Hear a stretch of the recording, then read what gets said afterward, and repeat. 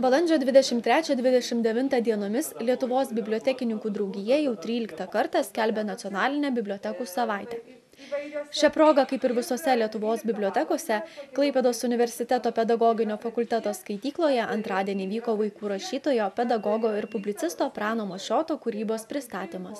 Skaitymai dabar jau tradicija, 3 metais šita tradicija yra ir šiais metais bibliotekininkų bendruomenė nusprendė, kad paminėti pedagogo vaikų rašytojo Prano Mašioto 150-asias gimimo metines ir tie skaitymai bus skirti jo kūrybai.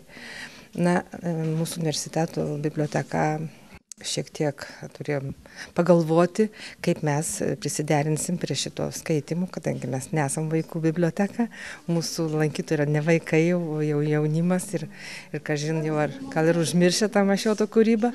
Tačiau vis tiek mes nusprendėm, kad priminti, tiesiog nebus gal tokių jau skaitimų.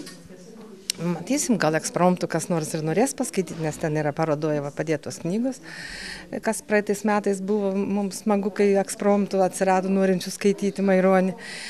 Tai bandysim pristatyti pačią Mašioto kūrybą. Ir be to šita erdvė, kurioje mes čia dabar susitinkam, čia Mašiotas 24-29 metais buvo šituose rūmuose lietuviškos gimnazijos direktorium. Tai čia tiesiog ypatinga erdvė ir dėl to čia kalbėjimas apie Mašiotą yra svarbus ir toks, galima sakyti, net sakralinis.